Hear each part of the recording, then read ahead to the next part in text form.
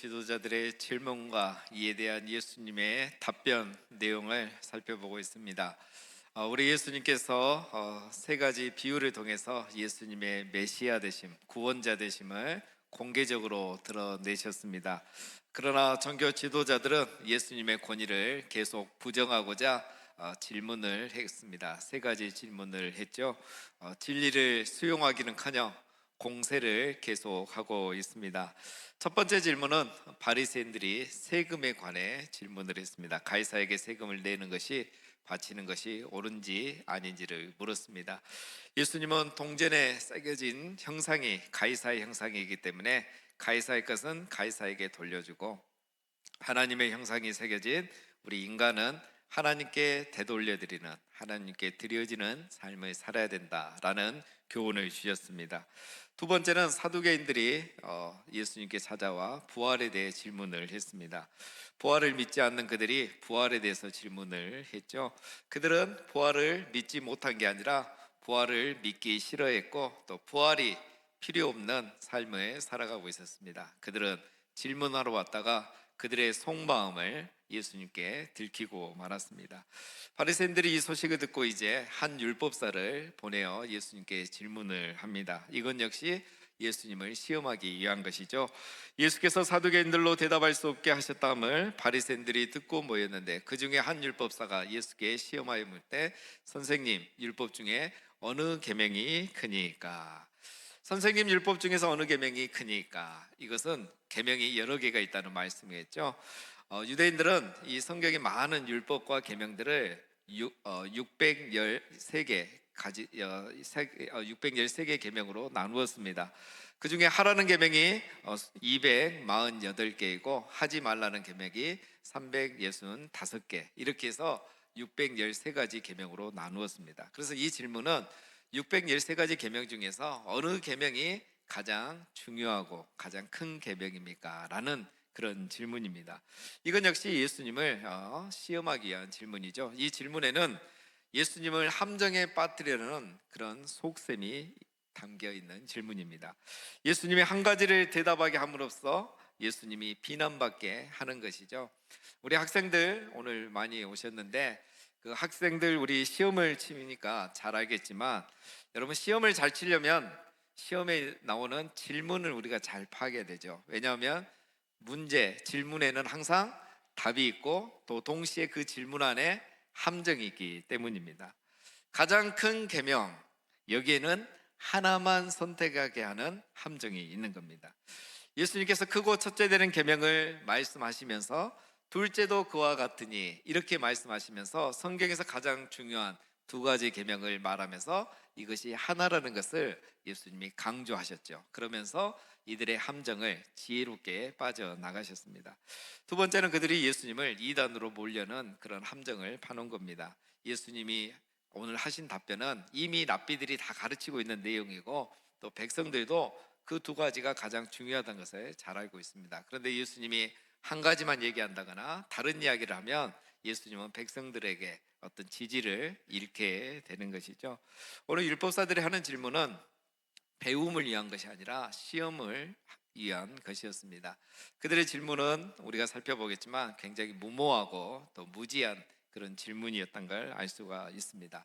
예수님은 오늘 시험을 위한 질문을 신앙의 본질을 위한 질문으로 바꾸어서 우리에게 가르쳐 주고 있습니다.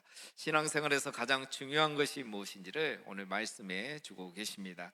예수께서 이르시되 내 마음을 다하고 목숨을 다하고 뜻을 다하여 주 너의 하나님을 사랑하라 하셨으니 이것이 크고 첫째 되는 계명이라고 했습니다. 여러분, 방금 이 말씀은 신명기 6장에 나오는 세마 말씀입니다. 유대인들은 이 세마 말씀을 하루에 2번씩 암송을 합니다. 그래서 예수님은 유대인들에게 아주 익숙한 이 말씀을 가지고 이것이 가장 중요한 말씀이라는 교훈을 주고 있는 거죠. 크고 첫째 되는 계명은 바로 마음과 목숨과 뜻을 다하여 주 너의 하나님을 사랑하는 것이다 라고 말씀하십니다.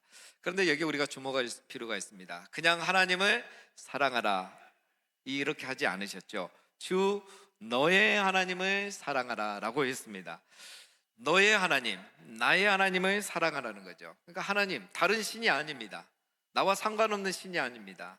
나를 알고 나도 아는 나의 하나님을, 너의 하나님을 사랑하라는 겁니다. 여러분, 우리가 옆집 아저씨는 알죠. 아주 훌륭하고 좋은 분인 걸 알지만 옆집 아저씨를 사랑하진 않습니다. 좀 부족해도 아쉬워도 나의 아버지를 사랑하죠. 왜 그렇습니까? 나의 아버지는 나와 관계를 형성하고 있기 때문입니다. 아버지는 나를 낳아주시고 나를 길러주시고 나를 사랑해주시는 이 관계가 있기 때문에 나의 아버지를 우리는 무조건 사랑하는 겁니다.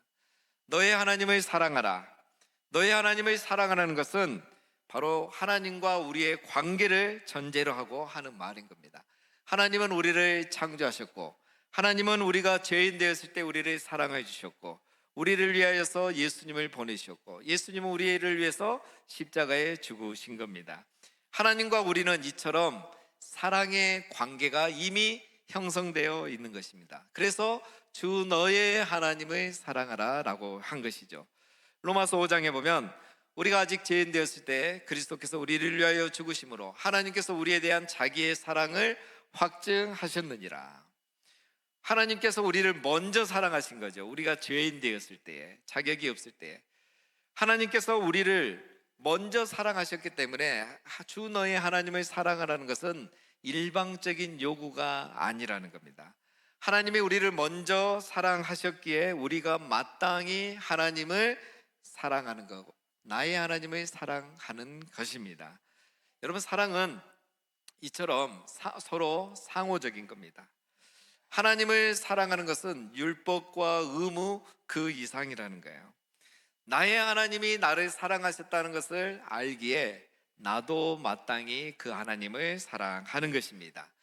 그리고 그 사랑이 너무 크기에 우리는 마음과 목숨과 뜻을 다하여 하나님을 사랑하는 것입니다. 이거 신앙은 이런 관계 속에서 자연스럽게 사랑이 오가는 것이죠. 그런데 우리가 하나님을 사랑하지 않는다는 것은 뭘 말합니까? 하나님의 사랑을 경험하지 못했다는 걸 말해요. 하나님을 마음과 목숨과 뜻을 다하여 사랑하지 않고 있다는 것은 우리가 하나님이 얼마나 우리를 사랑했는지를 아직 경험하지 못했다는 것을 보여주고 있는 것입니다. 하나님이 나를 얼마나 사랑하셨는지를 경험하게 되면 하나님을 사랑하라는 것이 부담스러운 요구가 아니라 당연한 요구로 보이게 되는 것입니다. 그래서 예배가 부담스러운 것이 아니라 당연한 것이고, 마음과 목숨과 뜻을 다하여 예배하게 되는 것이고, 기도가 부담스러운 것이 아니라 당연한 것이고, 마음과 목숨과 뜻을 다하여 기도에 힘쓰는 것이고, 주일이 부담스러운 날이 아니라 기다려지는 날이 되어서 마음을 다하여 주일을 준비하고 목숨을 다하여 주일을 지키고 뜻을 다하여 주일을 보내는 것입니다. 무엇을 하든 하나님을 사랑하는 것이라면 마음과 목숨과 뜻을 다하여 사랑하는 것입니다. 이것이 율법이, 성경이 우리에게 요구하는 가장 크고 첫째 되는 계명이라는 거예요. 그런데 여기서 끝나지 않습니다. 둘째도 그와 같으니 내 이웃을 내 자신과 같이 사랑하라. 하나님을 마음과 목숨과 뜻을 다하여 사랑하듯 내 이웃을 내 자신과 같이 사랑하라는 겁니다. 여기 보면 신앙의 본질이 어디에 있는지 알 수 있죠. 신앙의 본질은 관계에 있고, 관계의 근본은 사랑에 있는 것입니다. 여러분, 신앙이 좋다는 것은 관계가 좋다는 거예요. 하나님과의 관계가 좋고 사람과의 관계가 좋다는 거고, 관계가 좋다는 것은 사랑하고 있다는 걸 말해요. 하나님을 사랑하고 사람을, 이웃을 사랑하는 것을 말합니다. 따라서 여러분, 사랑이 없으면 그 모든 신앙의 행위는 종교 행위에 불과하는 것입니다. 신앙의 본질은 하나님과 이웃과의 관계로 증명이 된다는 거죠. 하나님을 사랑하고 이웃을 사랑하는 것, 이것이 바로 신앙의 본질이고 가장 큰 계명입니다. 여러분, 하나님을 마음과 목숨과 뜻을 다하여 사랑하라고 했는데, 오늘 보면 이웃은 어떻게 사랑하라고 하고 있습니까? 내 이웃을 내 자신같이 사랑하라. 이웃 사랑의 기준이 자기 사랑입니다. 하나님 사랑의 기준은 마음과 목숨과 뜻을 다하는 것이라면 이웃 사랑의 기준은 자기 사랑이에요. 여러분, 자기를 사랑하지 않는 분은 없습니다. 자기를 미워하는 분은 없습니다. 자기를 용납하지 않는 분은, 용서하지 않는 분은 없을 겁니다. 그래서 오늘 우리가 이 자리에 있죠. 여러분, 만약에 이 말씀이 내 이웃을 하나님을 사랑하듯 사랑하라, 내 이웃을 마음과 목숨과 뜻을 다하여 사랑하라 라고 이렇게 하셨다면, 우리들은 이웃을 사랑하지 않을 수 있는 수만 가지 이유를 하나님 앞에 댈 수 있습니다. 그런데 내 이웃을 내 자신처럼 사랑하라 라는 기준을 정해 주셨어요. 우리가 변명할 수 없게 그 기준을 정해 주신 겁니다. 그런데 우리는 반대로 할 때가 많죠.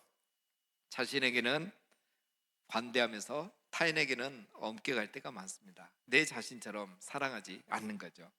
여러분, 이 계명은 이렇습니다. 자기에게 관대한 것처럼 타인에게도 관대하고, 자기를 용납하는 것처럼 타인을 용납하라는 말씀입니다. 잘잘못을 따지면 끝이 없다는 거죠. 자기에게 하듯이 타인에게 하고, 자기를 스스로 이해해 주듯이 타인을 그냥 이해가 안 돼도 이해해 주고 용납해 주라는 것입니다. 신앙의 본질은 사랑인 것입니다. 여기에는 하나님 사랑처럼 이웃 사랑도 동일하게 포함되어 있는 것입니다. 우리 예수님은 산상수훈에서 중요한 교훈을 우리에게 말씀하셨죠. 너희가 예물을 드리다가 형제에게 원망 들을 만한 일을, 그것이 기억나거든 당장 예배를 멈추고 형제에게 가서 용서를 구하고 화해를 하고 돌아와서 예배하고 예물을 드리라고 했습니다. 이게 무슨 말씀입니까? 여러분, 우리가 이웃 사랑이 빠지면 하나님을 사랑한다고 드리는 예배와 예물이 헛되게 된다는 겁니다. 이웃 사랑이 빠지면 하나님 사랑이 헛되다는 그런 말씀입니다. 하나님 사랑과 이웃 사랑, 이 사랑의 관계가 되어 있지 않으면 여러분, 신앙의 모든 행위는 헛되게 되고 하나의 종교 행위에 지나칠 수밖에 없는 겁니다. 여러분, 우리가 하나님을 전심으로 진심으로 사랑한다면, 하나님의 사랑이 내 안에 또 거하게 된다면 우리는 이웃을 사랑하게 되어 있습니다. 보이지 않는 하나님과의 관계는 눈에 보이는 이웃과의 관계로 증명이 되는 것입니다. 우리가 이웃을 미워하고 정죄하면서 하나님을 사랑하고 하나님과의 관계가 좋다고 말하는 것은 위선에 불과한 것입니다. 이웃과의 관계가 좋지 않으면서 하나님과의 관계가 좋을 수 없는 것이죠. 오늘 바리새인들은 예수님을 살아가지 못하면서 자기들은 하나님을 사랑하고 있다고 굳게 믿고 있는 사람들입니다. 이웃을 사랑하지 않으면서 그들이 하고 있는 질문은 그래서 다 하나의 시험이고 악한 행위일 뿐인 겁니다. 선하신 예수님 한 분을 사랑하지 못하면서 그들이 하는 모든 이 신앙의 행위들은 다 위선이고 헛되고 종교적인 행위일 뿐인 것이죠.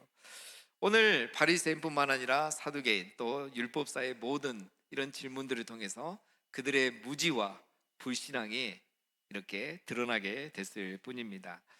여러분, 우리가 바른 진리를 외면한 종교적 열의는 맹목적일 뿐이고, 삶으로 번역되지 않는 신학적인 논의는 다 공허할 뿐인 겁니다. 신앙의 본질은 사랑입니다. 그리고 그 사랑은 하나님 사랑, 이웃 사랑인 것입니다.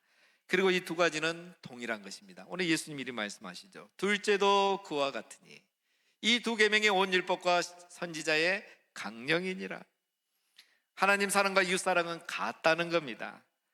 우리는 하나님 사랑을 크게 여기고 이웃 사랑은 좀 부족하고 실천 못해도 된다고 간과하는데 아니라는 겁니다. 둘째도 그와 같으니. 그리고 이 둘은 온 율법과 선지자의 강령이라는 겁니다. 이 선지자와 율법과 선지자의 강령이라고 이렇게 번역이 되는데, 이 강령이란 말은 그 언어의 뜻은 매달려 있다, 그리고 뭐뭐에 걸려 있다, 의존하고 있다, 이런 말씀이에요.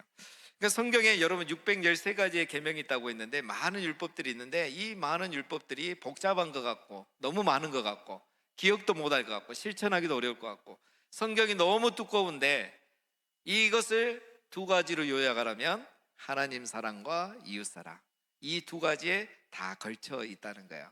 자, 여러분 화면을 보시면 마인드맵을 생각하시면 쉽게 이해할 수 있습니다. 저도 마인드맵을 많이 사용하는데요, 율법은 수만 가지가 있지만 결국 두 가지라는 거예요. 우상 숭배하지 말라, 안식일을 기억하여 거룩히 지키라, 10계명 1에서 4계명은 하나님 사랑하라는 거예요. 또 많은 절기와 예배와 기도와 헌금 생활, 다 이거 하나님 사랑하는 거에 다 매여 있는 거죠. 이렇게 매달려 있는 거죠. 그리고 내 부모를 공경하라, 뭐 거짓 증거하지 말라, 또 10계명 5에서 10계명에 해당하는 것들은 다 이웃을 사랑하라는 계명에 다 이렇게 연결되어 있는 거예요. 우리가 하는 봉사, 구제, 섬김, 이거 다 이웃을 사랑하라는 그 계명에 이렇게 매달려 있는 것입니다. 이처럼 여러분, 모든 율법은 이 두 계명으로 요약되고 이 두 계명을 중심으로 이해되고 실천되어야 한다는 말씀을 하고 있습니다. 결국 이 두 계명은 때려야 뗄 수 없는 불가분의 관계이고, 굳이 우선순위를 말하라면 하나님 사랑이 선행이라고 말할 뿐이지 결국은 하나라는 겁니다. 왜냐하면 하나님을 사랑하지 않으면 이웃을 사랑할 수 없기 때문에 우선순위만 있을 뿐이지 두 가지 다 뗄 수 없는 불가분의 관계인 것입니다. 결론은 이것입니다. 여러분, 이웃 사랑과 하나님 사랑은 별개가 아니라는 거죠. 하나님을 사랑하면 이웃을 사랑하게 되었고, 이웃을 사랑하는 사람이 하나님을 사랑하는 사람이라는 게 성경의 결론인 겁니다. 계명은 둘이 아니라 하나라는 것입니다. 하나님 사랑하는 것도 가장 큰 계명이고, 이웃 사랑도 가장 큰 계명이고, 하나님 사랑도 가장 중요한 계명이고, 이웃 사랑도 가장 중요한 계명이라는 겁니다. 우리가 생각하는 것처럼 하나님 사랑이 더 크고 중요하고 이웃 사랑은 그 다음이 아니라는 겁니다. 이 두 계명은 둘이 아니라 하나입니다. 구분될 수는 있지만 분리될 수 없는 계명인 것입니다. 하나님을 사랑하는 것이 신앙의 본질이듯 이웃을 사랑하는 것이 신앙의 본질인 것입니다. 여러분, 우리가 스스로 말씀을 이렇게 해석하고 첫째와 둘째를 나눌 수 있는 것이 아닙니다. 하나님을 사랑하는 것처럼 이웃을 사랑해야 한다는 것입니다. 우리가 하나님의 백성임을 입증하는 근거가 되고 평가하는 잣대가 되는 것, 바로 그게 하나님 사랑과 이웃 사랑, 이 두 가지라는 것입니다.